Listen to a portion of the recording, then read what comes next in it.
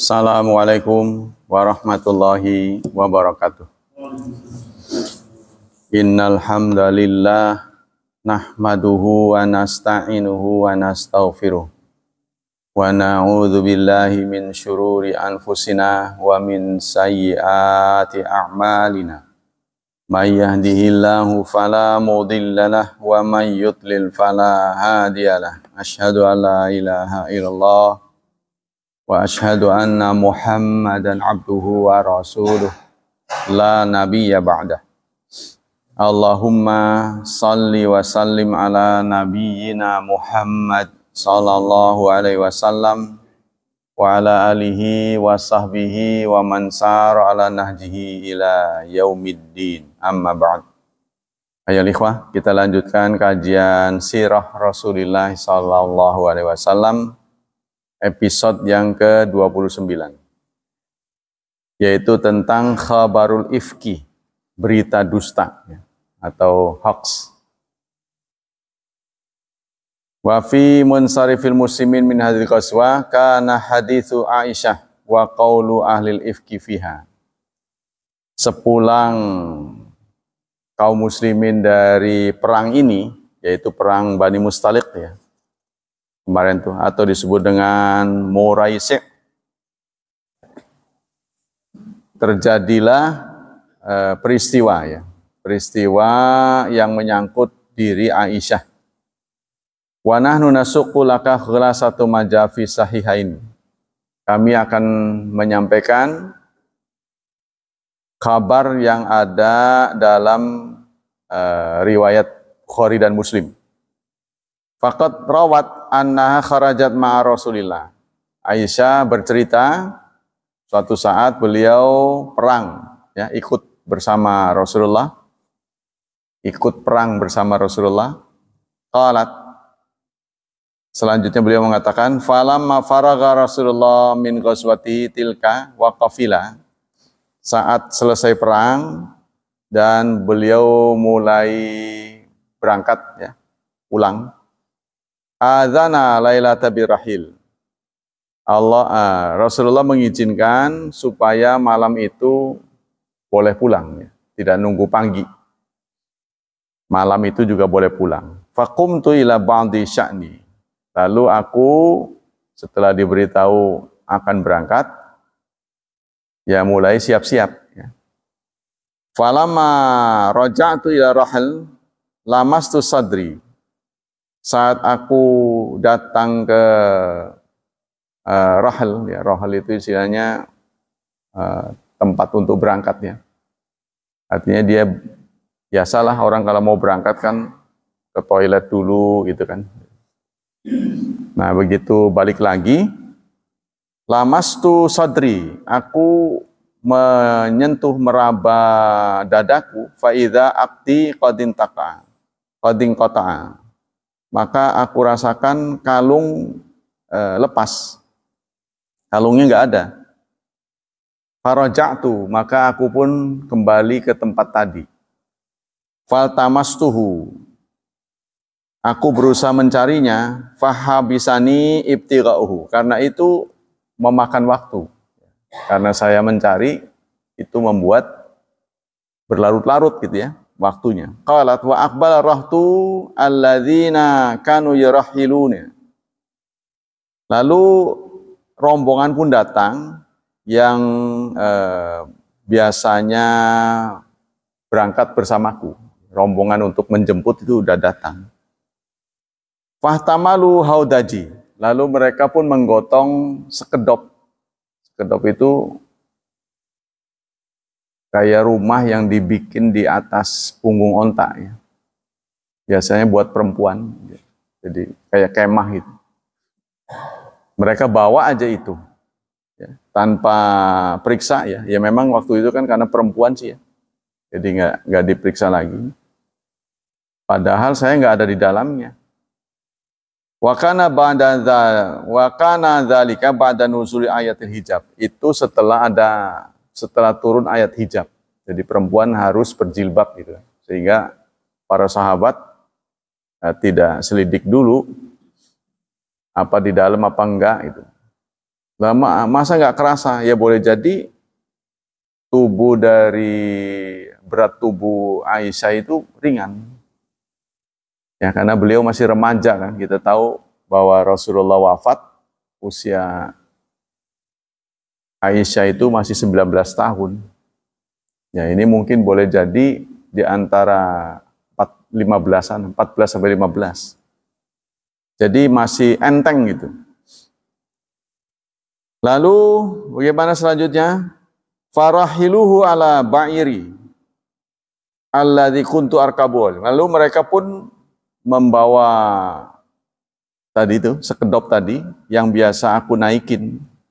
Wa hum yasabuna anni fihi. Mereka mengira aku di dalamnya. Fa ba'atsul jamal fasaru. Lalu mereka pun pergi bertolak. Wa wajadtu aqdi ba'da mastamara jaish. Dan aku kemudian menemukan kalungnya. Tapi pasukan sudah pergi. Faji'tu manazilahum. Maka aku pun berusaha menyusul ya, mendatangi barisan dari pasukan. Pasukan itu enggak pasti kan dikumpulin dulu lah singkatnya. Kalau mau berangkat itu ya barulah rombongan besar berangkat.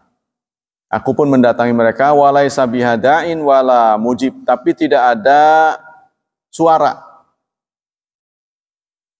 Fayamumtu manzili, maka aku pun alladzi kuntu fihi. Lalu aku pun menuju ke tempat semula. Tempat aku berada. Tadinya dia nyamperin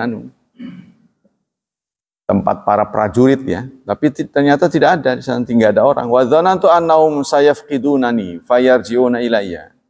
Jadi saya mengira kalau mereka merasa kehilangan, pasti mereka akan nyari di seputar itu tadi. Jadi saya nggak bergabung ke sana. Ya, tetap pada tempat semula. Jadi hitung-hitungan Aisyah itu kalau nanti mereka kehilangan, aku nggak jauh-jauh dari situ. Jadi dia di situ gitu ya. Wa kana Safwan bin Mu'attil min warail jaish. Dan ada seorang sahabat Safwan bin Mu'attil itu ada di belakang pasukan. Karena Rasulullah membagi-bagi tugas ya. Jadi ada petugas yang nyeser gitu ya singkatnya. Kalau ada yang ketinggalan dia paling belakang. Karena ini rombongan. Fa asbaha inda manzili. Lalu dia sampai subuh ada di tempatku. Fara'a sawada insan. Lalu dia melihat ada rombongan yang nyusul. Jadi ada kerumunan orang mencarinya. Jadi Safwan bin Mu'attil ini menemani Aisyah sampai subuh. Fa'arafani, lalu mereka pun mengenaliku hina ra'ani, saat mereka melihat aku. Wa kana ra'ani qabla al-hijab. Dan mereka pernah mengenal aku sebelum hijab. Jadi sebelum hijab kewajiban hijab turun, mereka sudah tahu postur tubuh dan sebagainya, sudah mengenali. Jadi begitu pakai hijab, mereka juga bisa memastikan itu adalah aku. Wa kana ra'ani fil qabla hijab wa kuntu qad ghalabatani ainaya fanimtu. Aku ngantuk sekali pada waktu itu, maka aku pun tertidur. Fastaiqadtu bistirja'i. Lalu aku terbangun dengan istirja, dengan apa ada istilahnya? Istirja itu apa? Inna lillahi wa inna ilaihi raji'un. Dengan kata-kata itu yang diucapkan oleh Safwan bin Mu'attil, karena dia melihat, ya kalau kita bahasanya astagfirullah, tapi dia inna lillahi wa inna ilaihi raji'un. Melihat Aisyah ada di situ. Fa khamartu wajahu bi jilbabi. Lalu aku segera menutup jilbab. Tadinya mungkin beliau tidur jadi terbuka. Wa wallahi ma takallamna bi kalimatin. Demi Allah kami tidak ngobrol. Tidak sempat ngobrol. Tapi itulah ada pemandangan tadi. Karena ketiduran ya. Wala sami'tu minhu kalimatan ghaira istirja'i. Dan aku bahkan tidak mendengar kata-kata apapun yang keluar dari mulut Sofwan kecuali istirja tadi. Innalillahi wa inna ilaihi raji'un. Menyaksikan aku tertidur gitu ya. Wa huwa hatta nakha rahilatahu. Wa hawa, lalu dia menurunkan ontanya, hatta nakha rahila. Faqumtu ilaiha farakibta. Lalu aku menungganginya. Jadi Sofwan ini bawa onta lalu dirundukan, ya, aku diminta untuk menaikinya. Fantalaka yaqudubi, lalu pergilah dia menuntun ontaku. Ya. Hatta ataina jaisha muwakirina fi nahri zahirah, sampai kami mendatangi rombongan. Jadi rombongan itu nunggu dulu. Jadi rombongan di sini dicari, masih disebut siapa yang ketinggalan itu kan.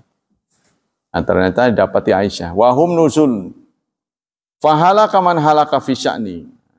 Lalu mereka pun mulai ada bisik-bisik lah gitu ya. Wa kana alladzi tawalla kibral ifki Abdullah bin Ubay bin Salul. Yang banyak memprovokasi berita itu adalah Abdullah bin Ubay bin Salul. Karena memang didasari kebencian ya, jadi dia ada kesempatan melihat peristiwa seperti itu, lalu dia ekspos. Qalat wastaqaitu hatta hina qadimal Madinah. Qalat, lalu aku pun menceritakan segalanya saat datang ke Madinah. Sampai di Madinah. Wan nasu yufiduna qaulal ifki. Orang-orang mulai pada cerita berita itu. Peristiwa itu mulai ribut lah, mulai heboh. Wala asy'aru ya. Ya, mulai viral. Jadi ada semacam skandal. Wah, ada skandal ini. Ya, karena Aisyah itu bisa dimaklumi lah. Saya pastikan sangat cantik. Ya, sehingga kalau jelek mah ya bagaimana mau jadi omongan. Cantik sekali. Apalagi beliau ya istri Rasulullah, terus masih kecil lah gitu singkatnya. Hanya belum keluar rumah. Jadi masih betul-betul steril ya, steril. Dan ayahnya itu orang kaya. Ya, kalau menurut saya sih sejelek apapun orang kaya, cakep aja gitu. Ya itu karena perawatan. Kalau kita kan biar cakep jelek aja bawaannya. Karena nggak dirawat. Ya kan? Ya saudara tahulah. Ya. Sejelek apapun orang kaya, cakep aja bawaan. Karena dia itu perawatan. Ya, penampilannya. Nah, ini Aisyah, putri dari bangsawan. Orang kaya ya. Bilal sampai dibeli itu sama Abu Bakar Siddiq. Orang mulia ini. Nah, kemudian kita lanjutkan. Aku tiba di Madinah, berita itu sudah heboh. Ghaira anni la arifu min Rasulillah al-lutfa. Tumben Rasulullah juga menyikapiku itu enggak lembut lagi. Hina ashtaki, saat aku menyampaikan berita, beliau garing singkatnya itu, enggak ramah seperti biasanya. Innama yadkhulu fayusallim. Lalu aku salam, summa yaqulu kaifa tikum. Nah, Rasulullah kemudian menegur, apa yang terjadi? Falamma nukihtu kharaj sudaka laitani ma ummi Mistah. Maka saat saya sadar, oh berarti Rasulullah terpengaruh oleh berita yang nyebar itu gitu kan. Lalu aku pada malam itu aku keluar bersama Ummi Mistah liqadai hajatin karena ada keperluan. Walam nakun qad takhidha kanaf. Kami pun tidak bersembunyi. Maksudnya tidak dalam kanaf. Kanaf itu tirai ya. Falamma raja'na asrat Ummu Mistah fi maratiha. Saat kami kembali mau ke rumah, Ummu Mistah ini terpeleset. Faqalat, lalu dia ngomong, ta'isa Mistah. celakalah Mistah, padahal ini ibunya. Jadi dia celakalah Mistah, padahal dia ummu Mistah. Fakultulaha, lalu aku pun menegurnya, bi sama kulti. Sungguh buruk apa yang kamu katakan. Atasubina rojulan qad syahida badran.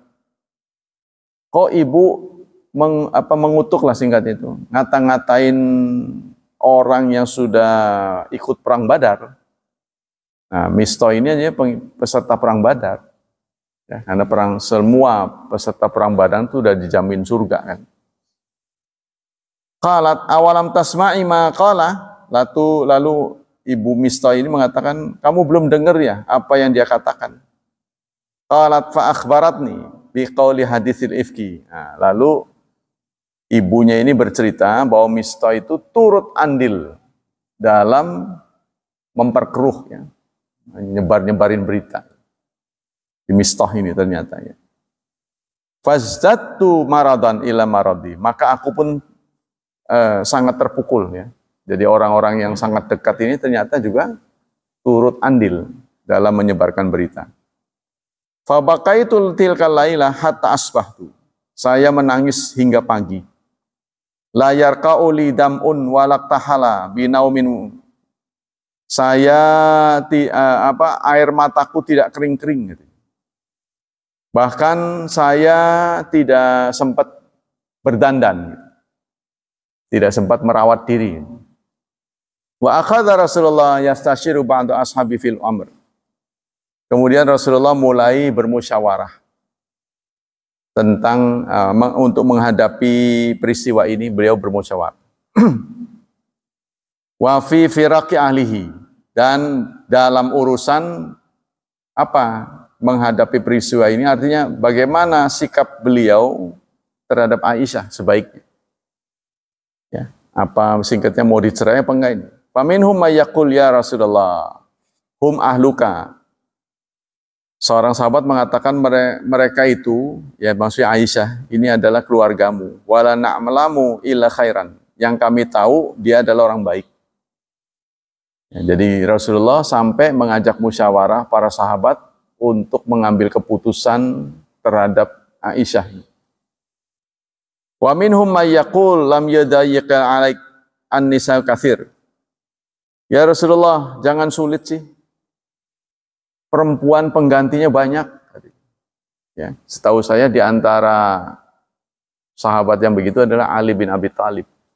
Karena bagaimanapun adalah menantu beliau ya. Ali bin Abi Thalib kan menantu. Jadi pernah ditanya, kenapa harus pusing gitu kan? Kalaupun kau mencerai dia, banyak penggantinya. Nah ini menyebabkan masyarakat terguncang dengan berita ini. Ini memalukan. Udah pisah aja, penggantinya banyak. Nah nanti di kemudian hari, nggak tahu saya, kenapa bisa terjadi perang antara Ali dan Aisyah di kemudian hari nanti dikenal dengan perang Jamal. Itu terjadi setelah Rasulullah wafat, ketika Ali menjadi khalifah, banyak umat Islam yang tidak mendukung beliau. Maka umat Islam terbelah menjadi dua terhadap Ali ini. Nah, satu mendukung, satu enggak, satu di tengah. Yang mendukung namanya Syiah. Syiah itu maknanya konco, artinya rekannya. Nah, terus yang tidak setuju namanya Khawarij, keluar. Kharij. Yang di tengah itulah orang sebut dengan Ahlus Sunnah wal Jamaah. Jadi Ahlus Sunnah wal Jamaah ini menyikapi peristiwa ini dengan hati-hati. Ya, kalau beritanya tidak valid, nggak diterima. Jadi adil lah singkatnya. Itulah prinsip awal terjadinya perpecahan di kalangan umat Islam menjadi tiga. Ya, jadi menjadi Khawarij, keluar dari kepemimpinan, tidak mengakui kepemimpinan Ali. Yang kedua mendukung Syiah, tapi mendukungnya membabi buta lah singkatnya. Apapun yang berasal dari Ali dan keluarga, itu dipandang benar, mutlak benar. Kalau di sana mutlak salah. Nah, kalau Ahlussunnah wal Jamaah pilih-pilih. Karena terlalu banyak kan seliweran berita. Ya, termasuk nanti dalam keputusan mengambil hadis. Kalau Syiah, yang valid adalah berita-berita yang berasal dari Ahlul Bait. Nah, itu menggunakan istilah Ahlul Bait. Ya. Sementara Khawarij tidak mau. Pokoknya yang produk-produk yang berasal dari sahabat-sahabat yang pernah bermasalah, itu nggak diterima.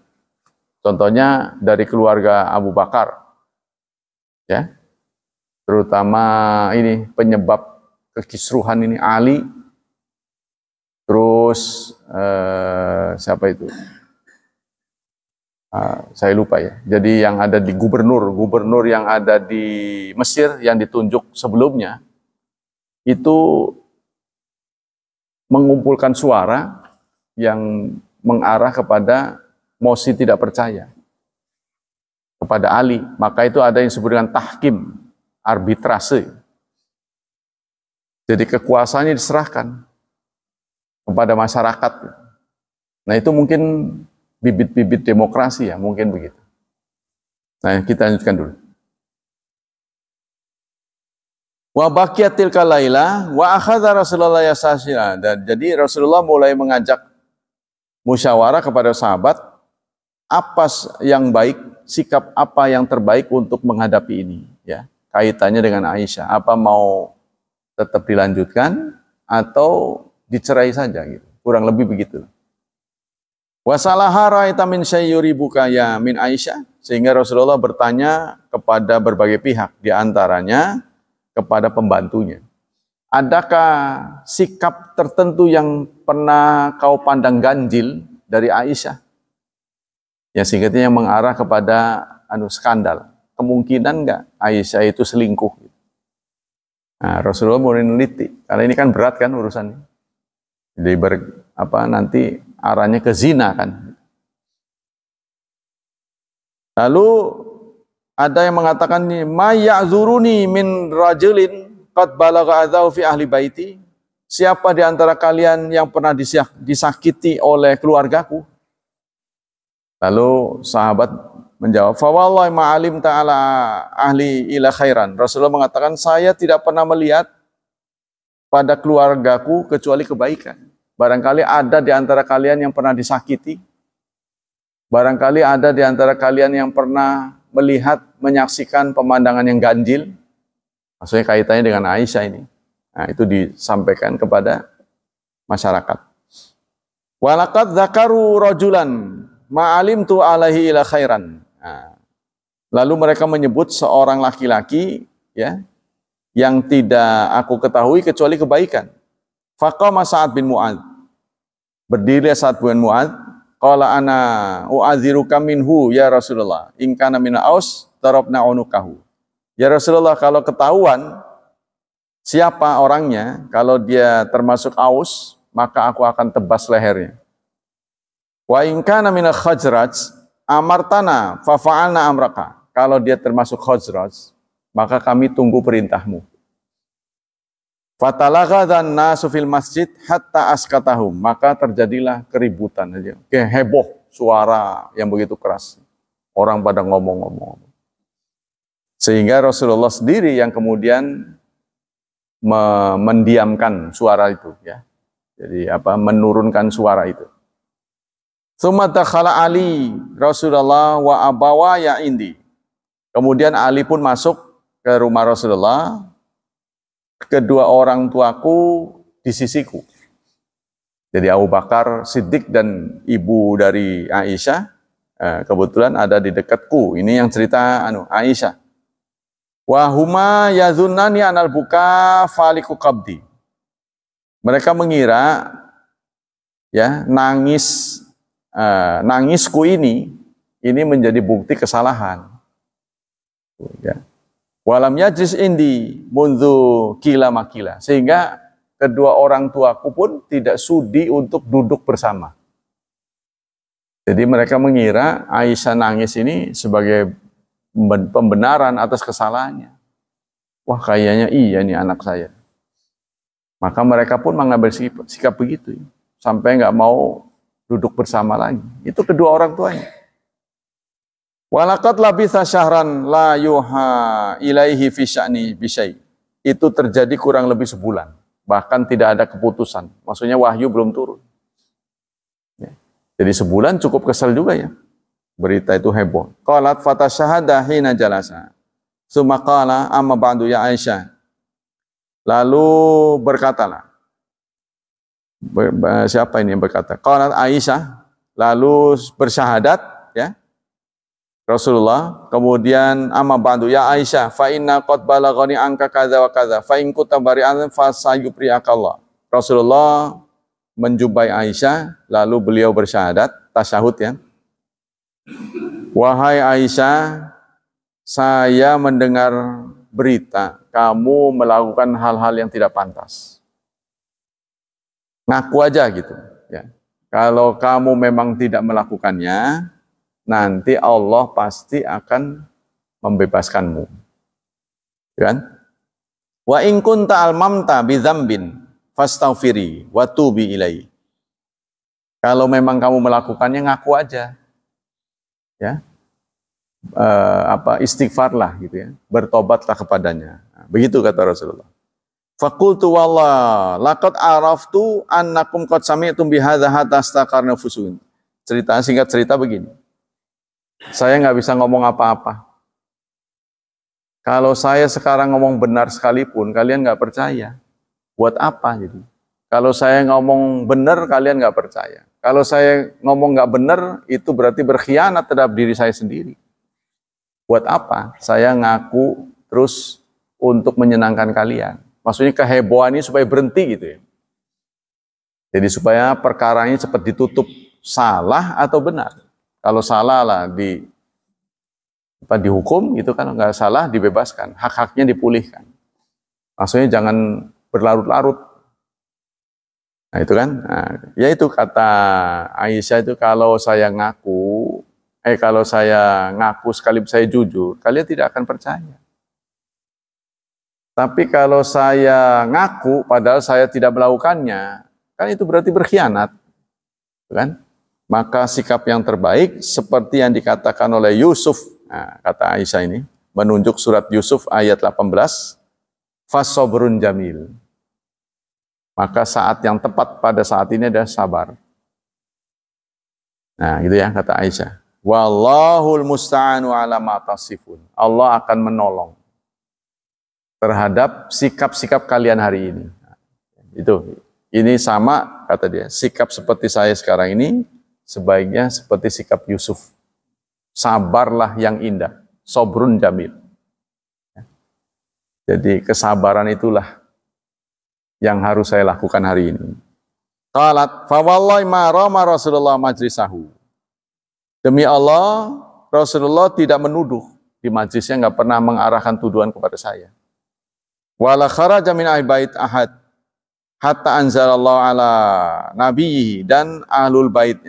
Beliau tidak pernah mengeluarkannya, mengusir maksudnya. Tidak mengusir saya. Sampai kemudian turunlah ayat. Fa akhadhahu ma kana yakhudhu minal barha indal wahyi hatta innala yatahaddaru minhu mithlul juman. Sampai kemudian turun ayat, beliau sedang ada di Barha katanya. Ya, di satu tempat namanya Barha, keringatnya pun mengucur deras, padahal ada di Yaumasyati, di musim dingin. Ya, keringatnya mengucur. Biasa itu Rasulullah begitu ya, kalau turun wahyu. Min thiqalil qawli alladhi unzila alaihi. Karena terlalu berat menahan berita. Jadi merespon berita yang heboh ini. Sebagai pimpinan kan ini sangat menusuk ya. Fasorya an Rasulillah wa huwa yadhak. Sampai kemudian turun ayat, terlihatlah Rasulullah tersenyum. Fakanat awal kalimatin takalam biha qala. Pertama kata yang meluncur dari lisan Rasulullah, beliau mengatakan kepadaku. Gembiralah Aisyah, amallah faqad bara'aka, karena Allah sudah membebaskanmu. Barusan turun wahyu, kamu bebas, kamu nggak bersalah. Bersyukurlah, itu ya, singkatnya gitu. Faqalat ummi, qumu ilai. Maka ibuku, kata Aisyah, berkata kepadanya, ayo berdiri. Gitu kan? Berdiri Aisyah. Ushkurihi. Ayo bersyukur pada Rasulullah. Ya mungkin cium tangannya gitu, bagaimana gitu ya. Bersyukur tuh, kamu udah dibebaskan. Lalu Aisyah mungkin jengkel ya, pada sikap Rasulullah juga. Ya pasti jengkel lah. Siapapun perempuan yang melakukan begitu pasti. Karena Rasulullah harus bertindak tegas, sampai pun pada keluarganya. Fakultu, la. Kata Aisyah, tidak. Saya tidak akan bersyukur pada Rasulullah. Wallahi, la aqumu ilaihi. Saya tidak berdiri untuknya. Wala ahmadu, dan aku tidak akan memuji illallah, kecuali pada Allah. Saya enggak akan bersyukur pada Rasulullah. Maksudnya dalam hal ini suaminya. Ya marahlah singkat. Kan beliau kan begitu. Kalau marah itu, katanya Aisyah itu pasti enggak akan menyebut nama Rasulullah, tapi sebut Allah saja. Demi Tuhan Ibrahim katanya. Kalau beliau marah itu biasanya menyebut Tuhan Muhammad gitu kan, biasanya gitu.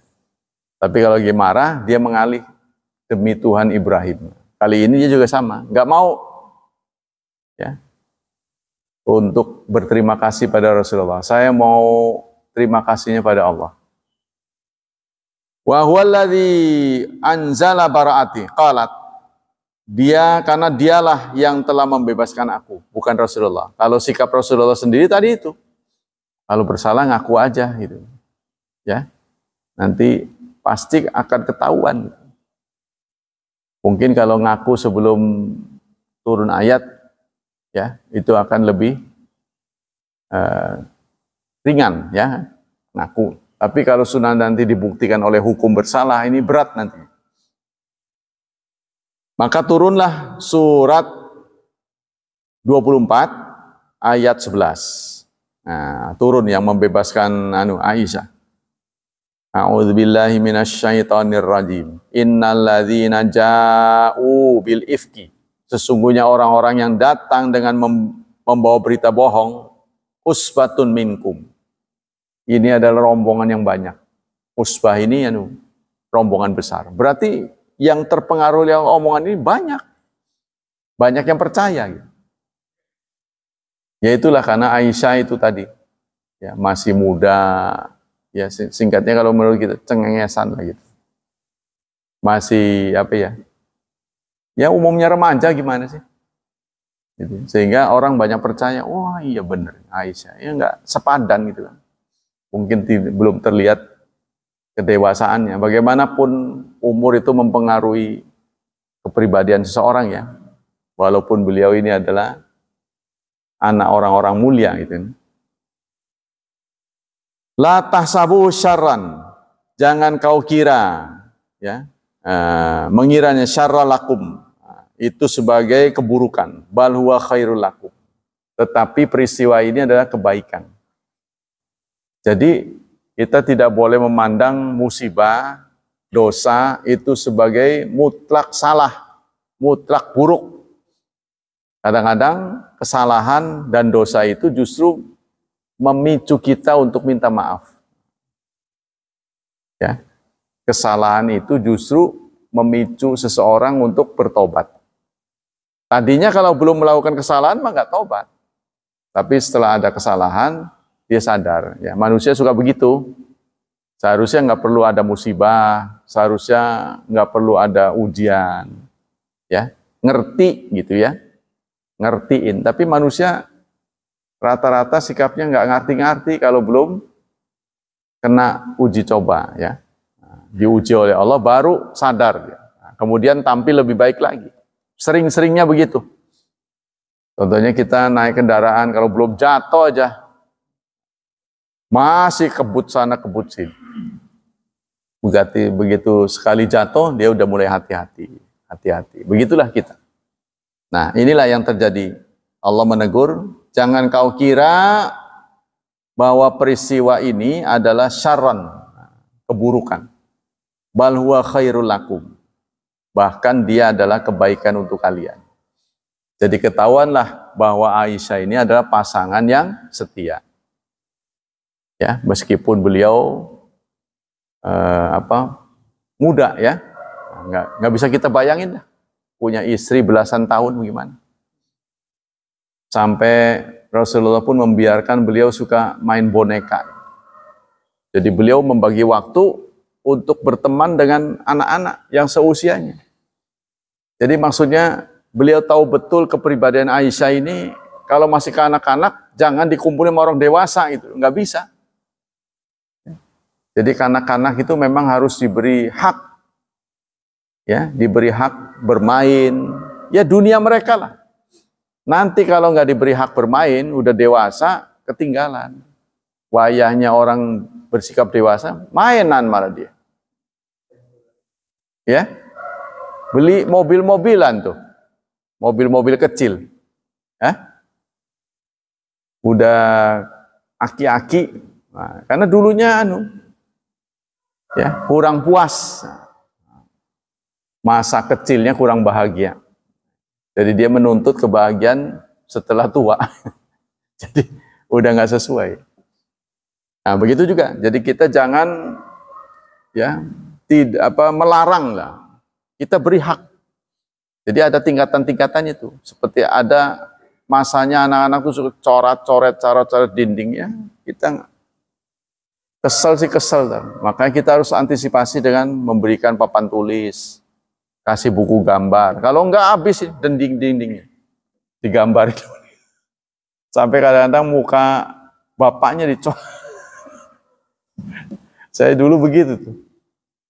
Begitu bangun orang pada ketawa, kenapa ini? Coret-coret saya lagi tidur. Digambar. Nah itu tidak boleh kita serta-merta menyalahkan anak ya, karena dia nggak ada medianya, nggak ada tulisan, nggak ada. Nah, banyak orang begitu.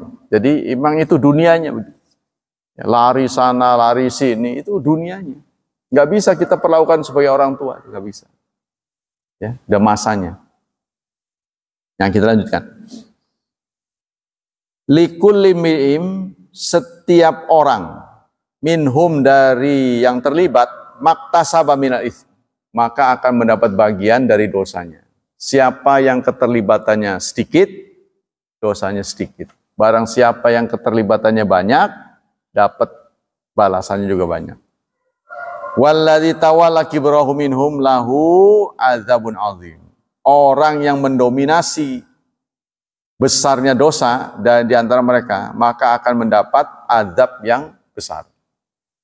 Jadi orang yang terlibat dalam memprovokasi, menyebarkan berita bohong, ya, makin banyak keterlibatannya, makin banyak bohongnya. Makin banyak orang yang diberitahu, makin besar. Maka kita hati-hati ya. Sekarang member WA itu tidak terbatas. Satu grup tuh bisa 1000. Sekali tekan doang itu. Kalau Anda memposting berita bohong, ya, kita nggak tahu akibatnya. Boleh jadi yang baca tadinya tenang-tenang, tersungkur, kena serangan jantung gara-gara baca itu. Jadi beritanya serem-serem. Kalau benar sih mending. Kalau benar pun kita harus hati-hati.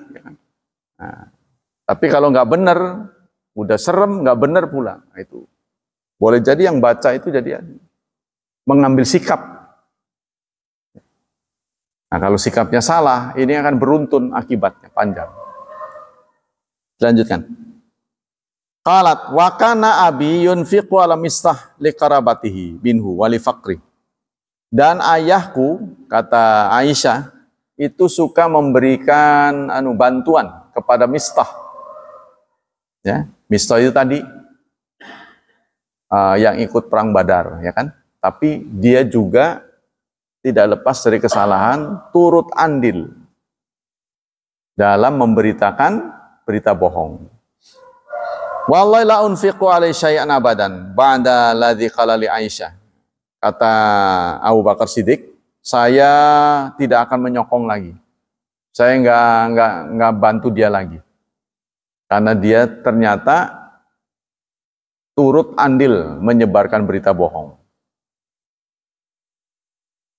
Maka turunlah surat 24 ayat 22 ya, tentang sikap dari Abu Bakar Siddiq. Wala ya'tali ulul fadli minkum wasa'ah ayyu'tu ulil qurba wal masakin wal muhajirin fi sabilillah. Jangan ya orang yang mempunyai kelebihan bersumpah untuk tidak memberi ya, kepada kerabat, orang miskin, sahabat muhajirin ya, di jalan Allah. Wal ya'fu wal yasfahu. Hendaklah maafkan dan toleransi. Jadi turun ayat ini yang kurang tidak merestui sikap Abu Bakar Siddiq. Jadi beliau dulunya suka bantu Mistah. Mistah ini adalah sahabat kerabat beliau, tapi Mistah ini ada kesalahan yaitu turut menyebarkan berita bohong. Ya. Sehingga Abu Bakar merasa terpukul dengan sikap Mistah ini. Yang tadinya suka bantu jadi dia menarik bantuannya. Turun ayat yang melarang sikap beliau. Faqala Abu Bakrin bala wallahi inilah la uhibbu ayyaghfiralli. Ala tuhibbuna ayyaghfiralakum? Bukankah kalian ingin Allah mengampuni kalian? Allah Maha Pengampun, Maha Penyayang.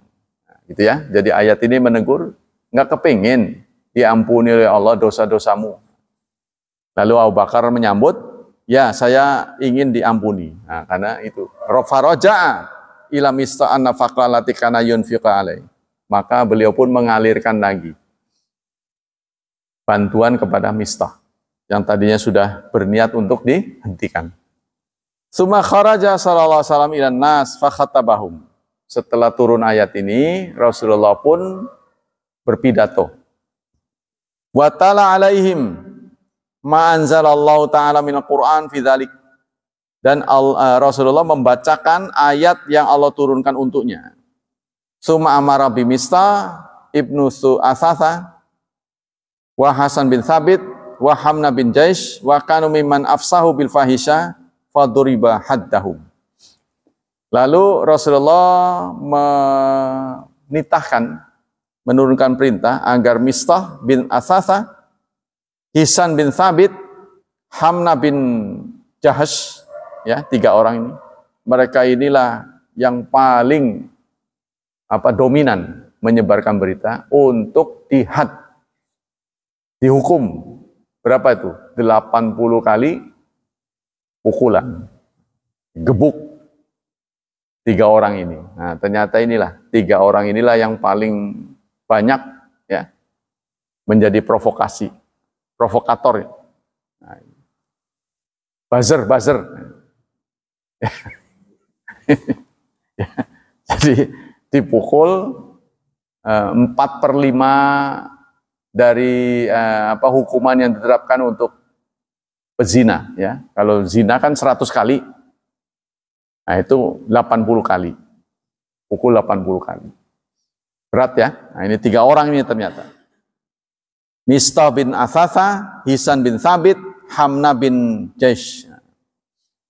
Demikianlah kajian tentang sirah. Kita lanjutkan dengan wawasan Islam.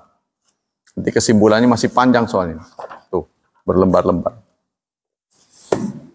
Bismillahirrahmanirrahim. Yang fatwa-fatwa dari ulama NU itu sudah saya baca, nggak banyak berubah ya, begitu aja pokoknya. Alhasil fatwa itu dilahirkan untuk mengantisipasi fatwa-fatwa yang tidak sesuai. Nah, kali ini kita kembali kepada wawasan Islam, yaitu tentang aliran-aliran modern dalam kalangan umat Islam. modernisme atau pikiran dan aliran modern yang dikenal sebagai the Age of Reason atau Enlightenment, yakni masa pemujaan akal dan ilmu. Di barat timbul sekitar tahun 1650 sampai 1800. Sebagai kontak antara barat dan Islam, maka pada abad ke-19 timbul berbagai pikiran, timbul berbagai pemikiran para intelektual Muslim tentang Islam dan nisbahnya dengan berbagai persoalan modern yang tumbuh ditimbulkan oleh ilmu pengetahuan dan teknik. Nah, ini zaman teknik ya. Orang sudah bisa bikin pabrik, bikin mesin. Pembabakan sejarah Islam. Harun Nasution dalam kertas kerjanya membagi 14 abad sejarah Islam ini di atas 3 babakan. 1, mulai abad 650, tahun 650 sampai 1250, periode klasik. Nah, periode klasik ini berarti 600 tahun ya. Yang terbagi atas 2 masa. Pertama, masa di tahun 650 sampai 1000, masa ekspansi. Jadi perluasan wilayah-wilayah Islam. Integrasi dan keemasan Islam. Dengan demikian merupakan masa kemajuan Islam. Ya. Jadi kemajuan Islam itu tahun 650 sampai 1000. 1000 sampai 1250 masa disintegrasi, mulai mundur. Setelah 600 tahun, ya, Rasulullah menyampaikan 650 sampai 1250, 6 abad, Islam jaya. Nah, setelah itu mulai turun. Kemudian pada tahun 1250 sampai 1800, periode pertengahan yang terbagi atas 2 fase, yaitu 1250 sampai 1500 masa kemunduran. Sampai 1500. 1500 masa 3 kerajaan besar yang terbagi atas 2 fase. 1500 sampai 1700 fase kemajuan dan merupakan kemajuan Islam kedua. Kemudian setelah 1700 sampai 1800 fase kemunduran dan merupakan kemunduran Islam 2. 1800 sampai sekarang disebut dengan periode modern. Nah, kita perlu tahu perkembangan dunia Islam. Aliran modern di Turki. Abad ke-18 telah dimulai pemikiran modern di Turki yang antara lain dipelopori oleh Ibrahim Mutafarrika yang membuka percetakan. Awalnya begitu tuh. Ya, mulai dikenal mesin ya. Sadik Rifat Fasha 1807 sampai 1856 melaporkan kepada Mustafa Rashid Fasha, Menteri Luar Negeri Turki yang mengutusnya ke Wina, bahwa Turki akan maju kalau ilmu, ekonomi, dan industri dimajukan dan dikembangkan apabila kekuasaan Sultan Turki dibatasi. Nah, mulai ada gerakan-gerakan yang membatasi kekuasaan Sultan. Sampai akhirnya kemudian kekhalifahan pun bubar. Ya, di tahun 1925 ya. Itu dimulai dari 1 abad sebelumnya. Sadik sangat dipengaruhi oleh Ejalit, Fraternite, dan Liberi dari revolusi Prancis. Maka lahirlah 2 piagam yang membawa kesegaran pada Turki, yaitu Hati Syarif dan Hati Humayun. Kemudian di Mesir, segera setelah Napoleon meninggalkan Mesir, Muhammad Ali dapat merebut kekuasaan dan diakui sebagai Pasha Mesir. Nah, dulu Mesir itu kerajaan, ya, oleh Sultan Turki, tapi di bawah kekuasaan Turki. Pada tahun 1805, kekuatan militer dan kekuatan ekonomi serta pendidikan Mesir ditingkatkan. Beberapa perguruan didirikan. Nah, jadi fakultas yang paling tua di dunia itu Al-Azhar. Ya, bukan di barat, bukan. Yang paling tua itu di Al-Azhar. Rifa'at Badawi At-Tahtawi 1800 sampai 1873 mengarang buku-buku tentang pengalamannya di Paris, tentang perekonomian, corak pemerintahan, demokrasi Prancis, pendidikan putra-putri, serta jihad. Nah, jadi kemajuan yang dibawa oleh penyeru-penyeru ini datang setelah mereka belajar dari barat. Ya. Pokok-pokok pikirannya ialah ekonomi itu penting. Kekuasaan raja Islam harus dibatasi. Ketiga, pendidikan universal. Yang keempat, patriotisme. Yang kelima, rasionalisme. Dan enam, dinamisme. Nah, ini yang diserukan oleh mereka. Selanjutnya, Jamaluddin Al-Afghani. 1839-1897. Seorang kelahiran Afghanistan, seorang yang sering memikirkan dua masalah yang dianggap sangat vital, yaitu mundurnya umat Islam. Satu, yang kedua, penetrasi barat ke tubuh umat Islam. Terapinya menurut Afghani ialah hilangnya taklid. Taklid harus dihilangkan. Fanatisme, jumud, tingkatkan ilmu, perbaiki akhlak, bersikap dinamis. Praktekkan sistem syura. Nah, ya, jadi jangan kebenaran absolut. Afghani seorang revolusioner yang menyokong gerakan konstitusionalisme di berbagai negara Muslim dan berusaha menggulingkan raja-raja dan sultan penentang gerakan ini. Mengusahakan pendekatan antara mazhab di kalangan umat Islam, peletak pan-islamisme. Nah ini, jadi gerakan pan-islamisme, menyatukan orang Islam. Ya. Kalau orang Islam tetap pada pendiriannya masing-masing, ini tidak akan bersatu. Nah, beliau mengajak. Kenapa? Karena berhadapan dengan imperialisme barat. Waktu itu di banyak negara muslim itu masih dalam keadaan terjajah. Indonesia dijajah, Malaysia dijajah, banyak yang dijajah. Nah, jadi upaya pertama bagaimana kita bisa bebas dari penjajahan. Nah, itu tugas pertama penyeru-penyeru ini. Maka diserukanlah pan-islamisme. Selanjutnya Muhammad Abduh, murid Afghani, seorang pemikir, ilmiawan dan pengarang Mesir, ya, dibuang ke Eropa. Muhammad Abduh ini pernah ditolak kesarjanaannya. Beliau adalah alumnus Al-Azhar. Waktu di sidang, banyak pendapat dari gurunya yang ditentang. Karena itu beliau dianggap tidak lulus. Nah, berangkat dari kejadian itu, beliau kemudian berpetualang ke Eropa, ya, ke Perancis. Dia lihat tuh banyak kemajuan-kemajuan. Pulang lagi dia menyerukan banyak kekurangan-kekurangan umat Islam. Di antaranya itu tadi, purifikasi, memurnikan ajaran Islam. Kenapa orang Islam mundur? Karena sudah terlalu banyak taklid. Terlalu banyak ngikut pendapat yang nggak benar. Maka diminta untuk bisa membedakan mana Islam, mana pendapat. Mana Islam, mana tradisi. Itu aja dulu. Ya, selanjutnya, beliau mengajak itu tadi. Supaya kita betul-betul. Ini pokok-pokok ajarannya kembali kepada kemurnian Islam, purifikasi. Membersihkan Islam dari berbagai bid'ah, khurafat, tahyul. Memberi interpretasi atas ajaran Islam tentang kemasyarakatan, mengikis taklid, menggalakkan ijtihad, mengejar ilmu pengetahuan, memperbaharui sistem pendidikan. Para pengikut Muhammad Abduh antara lain Rashid Ridha, Farid Wajdi, Kasim Amin, Mustafa Ar-Razik.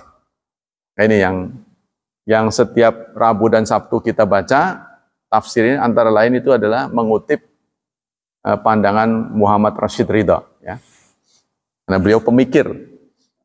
Selanjutnya aliran Wahabisme di Arab Saudi. Bibit aliran baru ini timbul sejak abad ke-18. Namanya Muhammad bin Abdul Wahab. Lahir pada 1703, wafat 1787. Seorang ulama besar yang gigih ingin mengembalikan umat Islam kepada Al-Quran dan Sunnah. Jadi tujuan beliau itu adalah purifikasi. Memurnikan ajaran Islam, tujuan awalnya. Tapi kadang-kadang segalanya itu harus seperti zaman Rasulullah. Sehingga yang baru-baru, ya, yang nggak pernah di zaman Rasul, itu ditentang oleh beliau. Dan diberi brand sebagai bid'ah. Ya, yaitu beliau memberantas syirik, tahayul, dan khurafat dalam lapangan akidah. Mengikis bid'ah dalam lapangan ibadat. Menentang faham taklid, membuka faham ijtihad. Menyerang aliran tarikat. Nah, ini yang menjadi penyebab kemundurannya tarikat-tarikat, sufi-sufi. Nah, Tapi sufi ini sekarang dipelihara. Supaya apa? Meninabobokan pengikutnya. Jadi dia nggak banyak nuntut nanti. Oh, kayak orang kecanduan, dikit. Jadi ini menguntungkan penguasa. Nah, itu dipelihara subur. Biasanya didanai malah. Ya. Jadi, tapi kalau ada orang yang berpikir cerdas, penguasa sulit membedakan antara kritik dan nasihat. Kritik dan melawan. Dianggapnya ngeritik itu melawan. Ya. Sehingga itu terjadi itu. Perbedaan sudut pandang. Walaupun Wahabiyah turut mempengaruhi aliran pemikiran modern di kalangan umat Islam, namun banyak yang meragukan gerakan Wahabisme ini sebagai aliran modern. Antara lain karena kenyataan setelah Raja Ibnu Saud berkuasa di Hijaz dan bertemu dengan hasil peradaban modern seperti lampu listrik, telepon mobil, radio dan sebagainya, ketika itu banyak ulama yang memandang sebagai bid'ah pada awal lahirnya. Nah ini mereka salah memilih, padahal bid'ah itu urusan ritual, tapi dikaitkan dengan urusan dunia. Sehingga makan pakai sendok garpu nggak boleh pada awalnya. Jadi harus kembali kepada tangan, manual semuanya. Nah, pembuatan alat-alat modern ya, itu ditolak. Itu listrik segala dianggapnya bid'ah. Aliran modern di India dan Pakistan. Sir Sayyid Ahmad Khan 1817-1898. Seorang muslim India yang ingin memasukkan kebudayaan barat yang dikenalnya baik ke dalam masyarakat Islam di India. Menentang taklid, menggalakkan akal, berhujah dengan Quran dan hadis yang sahih yang dapat diberi interpretasi yang sesuai dengan peradaban modern. Mendirikan Mohammedan Anglo Oriental College di Aligarh yang menurut model Oxford dan Cambridge. Nah, sekarang juga pendidikan berkiblatnya ke sana. Maka kita sebut dengan KUMER, kurikulum merdeka. Anak tidak boleh dipaksa untuk bisa kalau memang nggak bisa. Ya, jadi bisa nggak bisa lulus. Sekarang mah. Kalau dulu kan ngendog. Tahu nggak ngendog? Nunggak.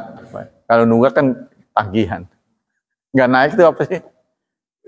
Kan kita pernah sering kan dengar kan? Oh ini nggak naik. Sekarang udah nggak ada. Karena yang nunggu di belakang banyak. Kalau dia nggak naik kelas, nanti kursinya harusnya punya buat orang lain dia terus. Nah akhirnya nggak dapat biaya. Ya saya dengar kalau di Jerman tuh hanya boleh 2 kali. Jadi negara Jerman itu pajak yang dikenakan kepada warganya 50%. Kalau Anda bergaji 1.500.000 setor ke negara. Tapi saya sangat setuju karena bebas 2 hal. Kesehatan, pendidikan. Bebas. Tapi kesehatannya bukan kayak kita. BPJS ini, saya kurang walaupun saya setuju dengan gagasan BPJS, tapi pelayanannya itu kurang. Iya, kurang prima, harus lebih ditingkatkan lagi. Ya sekarang memang memang kita belum lama sih. Terus diperbaiki. Alhasil warga negara itu harus dijamin kesehatannya. Jadi kita harus banyak belajar sejarah ya. Nah, ini memang belajar sejarah ini riskan gitu. Seperti nanti ada tulisan beliau juga, Piagam Jakarta. Demikianlah hadirin. Hafidhani wa hafidhakumullah, kajian pada pagi ini semoga semakin menambah wawasan kita dan Allah memberikan pahala yang berlipat untuk kita, melindungi dan menyelamatkan kita dari wabah dan fitnah, dan tidak lupa kita berdoa semoga generasi anak-anak kita diberi pencerahan, diberi kemudahan dan diberi tuntunan oleh Allah untuk menjadi hambanya yang salih dan salihat. Subhanakallah wa bihamdik, asyhadu an la ilaha illa anta astaghfiruka wa atubu ilaik. Wassalamualaikum warahmatullahi wabarakatuh.